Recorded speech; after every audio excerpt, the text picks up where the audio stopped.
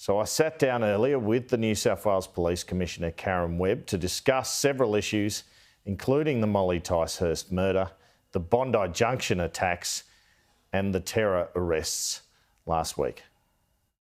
Well, Commissioner Karen Webb, thanks so much for your time. A busy couple of weeks, that's for sure, in your space. I wanted to start with the terror arrests. So after the Wakeley stabbing, there was a hope, I guess, this was a lone wolf attack. The arrests since then suggest it's worse than that. Would you characterise this as a terror cell, or how would you characterise it? So firstly, I did say after the Wakeley church attack that he acted alone, and so at that time he acted alone. Ongoing investigation has revealed connections to that person, and as has been identified, we've arrested 5 young men before the courts, and so I can say very little about that, but they are associated with him but not necessarily connected to the church incident. There has been a suggestion, though, that there might have been another attack being planned. Is that fair? That's what we will allege at court, and as I said, they are before the court, they're before the children's court, so there's not a lot we can say, but we have alleged in the facts that there was a group planning a future event.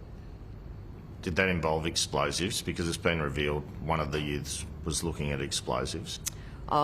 It's really too premature to comment, and really the investigation is ongoing.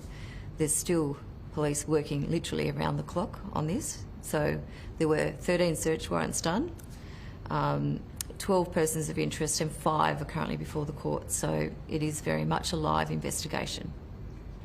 And is there a difference in the gravity amongst those arrested? So, for example, there seems more serious kind of planning activity potentially from some, whereas one youth has been arrested just for having the material, as offensive it is, on their phone. Do police make a kind of an assessment as to the difference of that gravity of offence, or does it all become a terror offence, even if you just have something on your phone?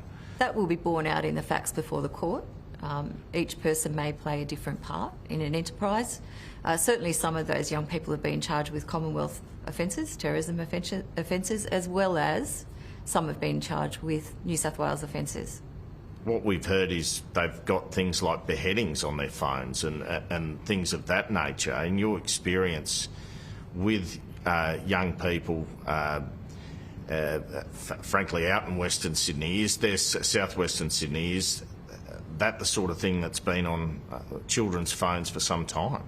Well, those images have been circulating for years now, unfortunately, but it does concern us greatly where we've got young people that have those images on their phone. Do several of them go to the same high school? I won't name a particular high school that's been of interest in the past. Is the connection through that, or is it just they meet online? How does that sort of connection occur? Well, certainly there's some similarities in terms of their school, not exclusively, of course. They live nearby each other, and they're connected in other ways. So there's a variety of ways, and I wouldn't like to say that it's through school that they're connected. They're connected through their communities and other ways. What do you think leads to this? Well, I mean, if we had the answer to that, we could prevent it much more easily. But it's certainly concerning where young people are engaged in thinking about they're fed, whether it's brainwashed, whether it's radicalised, whatever word you like to use, that they're easily persuaded to a particular cause. And they're the things that concern us as law enforcement. Do you think the Bondi attack was, in a way, a catalyst for the Wakeley attack? There was a copycat element. There was it gave, people an idea that there were actions they could take, horrible actions. Well, given that we're talking about 2 days later, and people might draw that inference, there's no material that I'm aware of that would suggest that.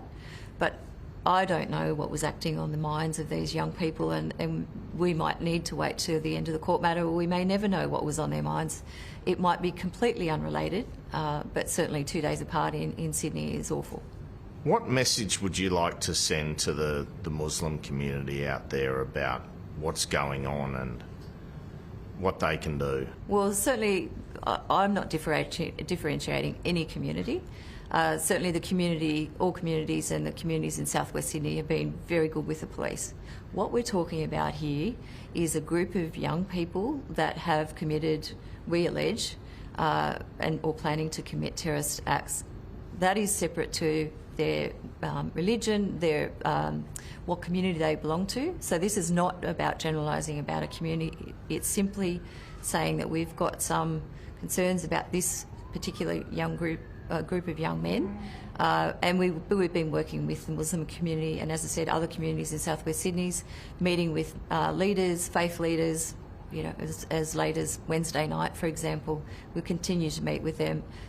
What I can say is that it's important that we work together to isolate this. It's not about generalising about a community. We're talking about a criminal element. How realistic is it that there were going to be further attacks? Are you confident that was going to be the case, or sometimes young people talk about doing things and it doesn't materialise? Well, as I said, this is a matter before the court, but certainly some of the evidence that we've been talking about is that they were planning and preparing. As we see from the events at Wakeley, it was one person acting alone who had a knife. So it can be as simple as that. Well, let's move to the Bondi Junction tragedy now. Have you had a chance to talk more to Amy Scott? Is she back at work? How's she going? What can you tell us about her as an officer? She's a great officer. I've known Amy for a number of years. She's always been an exceptional police officer. Of course, she's in the spotlight at the moment. A lot of attention on her, and not that she would like that necessarily. I spoke to her again last Sunday evening with her and her partner. She's doing well. She's just going to take a bit of time, and she hopes to be back at work soon. So we'll just give her that space. Certainly. And look, it's been reported to have been an 18-minute rampage by this Joel Couchy. I know this will be looked at in terms of the coronial inquiry. Do you have any thought that police could have been there sooner? I've said publicly that Amy was actually in the area responding to another area of business and responded. She was there within 5 minutes, so she was literally across the road. Police responded quickly, as we do when we get those sort of calls, and as you have seen the events unfold, and I've said publicly and I'll say it again, I think that her actions on that day prevented the further carnage. I remember a conversation I had with a previous commissioner, and Andrew Scipione, where we spoke about the fact that someone could be on ice, could go and commit a murder and not remember a thing about that occurring. And he said, horrifying, isn't it? He said to me, apart from this individual Joel Couchy's mental illness, was he someone prone to drug use that you're aware of? And what does this say about the dangers of drugs and mentally ill people not taking their medication? Well, the issue of the mental illness and whether medicated or not will come out in the coronial matter. I've not been told or informed that he was on any other prohibited drug at the time, but we will only know that too when the toxicology results come back. Should security guards have more in the way of protective equipment?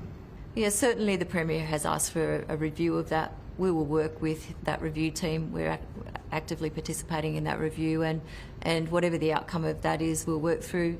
It's a complex issue. There's issues of their training, accountability for the weapons, whatever it is that they carry, making sure that they're up to date with their skills, the equipment's up to date. So there's a lot to think through, and I think we will think through it carefully. Are we talking about batons, restraints? What are we talking about? Well, I think it's all on the table, and work through what would be most appropriate if that's where government lands. But as I said, we welcome that review and we'll work with government on that. Obviously, this attack and the Wakeley attack has brought up people talking about knife crime. Would you like those Queensland-type powers where police get to examine people with wands in certain settings? Again, the Premier has called for a review on knife crime. We're participating in that review. I know our police association has called for the Jack's Law. I think Jack's dad is meeting with our Premier next week. Again, we'll work with government. We are working with government on that. And as I've said previously, we've got good knife laws. It's an offence to carry a knife in a public place. What astounds me, though, is the number of knives that we seize on our streets. I don't know what it is about our culture that people think it's acceptable to carry a knife in public. And is that generally teenagers? It's actually not surprising to me that it's not just teenagers. It does worry me that teenagers are carrying knives. They're easily accessible, but there is no place for it. But we do seize knives from adults. Government recently in New South Wales increased the maximum penalties for knife crime. But that's maximum penalties. Does that really make a difference? I'd like to see a time that people didn't think it was okay to carry a knife in public. If we can prevent people wanting to carry knives in public, there's no good can come of a person wanting to carry a knife for whatever means, and then there's no good, certainly, if people think they need to carry a knife for self-protection. No good will come of that. It's been controversial that Twitter kept running the video of this Wakeley attack. Do you have a view on that? It's turned into a fight between Elon Musk and the PM. Well, do you have a view on that sort of thing being online? Certainly, it's disturbing, and it's not the only disturbing thing on social media and the internet and other sources, I suppose. Certainly, social media is a useful tool for us at times, but it's a method for people to share their hate equally. I don't have social media, so I don't get exposed to it, but it does concern me when violence and etc. is available to people so readily 24/7. I wanted to move on to this violence against women story. Molly Ticehurst, her boyfriend had already been charged with rape and was on bail. Are the courts tough enough on domestic violence? Well, certainly, again, I think the Premier's called for a review of bail laws around that. But we have been part of a bail monitoring group for years, and we've been submitting to that group that we would like to see change. So we welcome a change if there are stronger bail laws, particularly for domestic violence. I made domestic violence and those like silent crimes one of my priorities when I became Commissioner. It is a scourge on our community, and we need to work together to protect vulnerable victims. Often happens behind closed doors, but it can't just be a behind closed door problem. What percentage of police work is domestic violence? Well, when I talk to my troops around the state, it doesn't matter whether it's a small country town or a major city, at least 60% of general duty's time is spent responding to domestic violence. The toughening of the bail laws. Before the 2013 Act, there was a presumption against bail for the crime of sexual assault. Would you like to see a return to that? It's complicated. If it relates to a juvenile under Section 16, it's a presumption against, or a show cause, if you like. That has been our submission, that we'd like to see that apply to adults as well. And your own shock at the case, the registrar granting the bail, are you surprised, disappointed by that decision?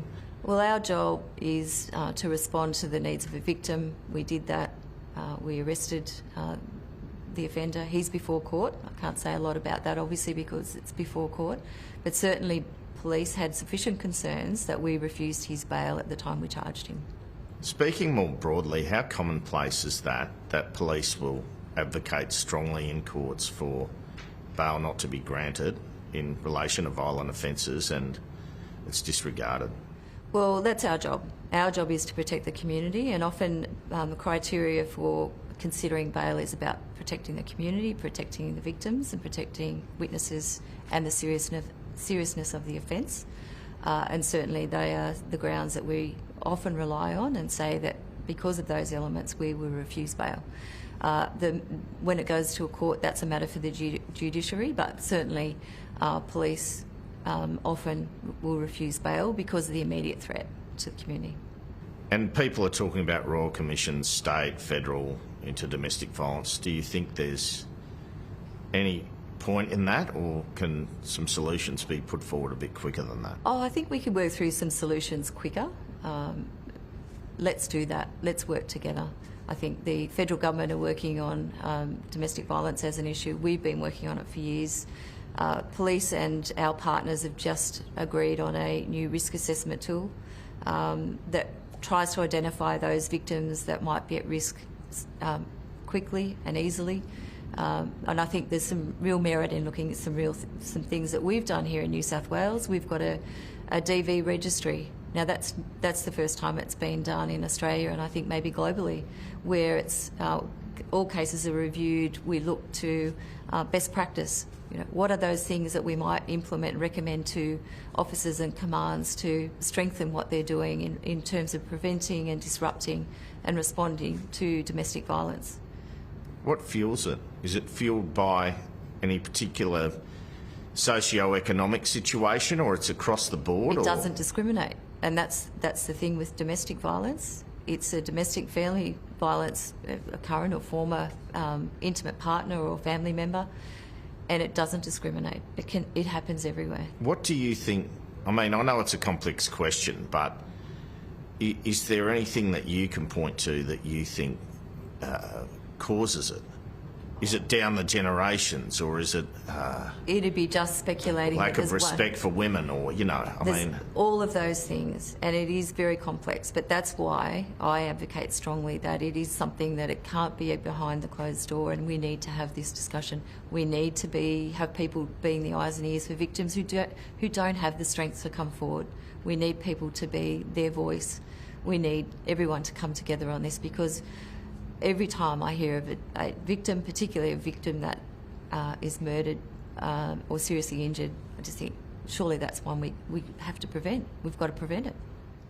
Last couple of years, crime categories in New South Wales, a lot of them have gone up. Domestic violence-related assaults up 6.7%, other assaults 9.6%, motor vehicle theft 16%, break and enter 6.4%, steal from retail stores up 21%, breach of AVO up 8%. What do you attribute this to? Is cost of living playing a role? Well, I think the cost of living is playing a role, certainly on the retail theft side of things, and we're talking as a group of commissioners across Australia and New Zealand about that separately, in fact. In terms of personal violence, when we're talking about domestic violence, sexual assault, child abuse, they are going the wrong way. But equally, we are doing more. There's more and more laws in New South Wales and across Australia. I remember when I first joined the police, there wasn't such a thing as domestic violence. It was just an assault. Now we've got domestic assault. We've got all sorts of AVOs and breach of AVOs, and soon we'll have coercive control laws coming in place. But so we're doing more and more, and through that process we will catch more and more. So that would lead to the statistics going up, is that what you're saying? I think that's part of it. I also hope that what is part of it is that victims and witnesses and families have more confidence to come forward. Commissioner, thanks so much for your time. Thank you, Andrew.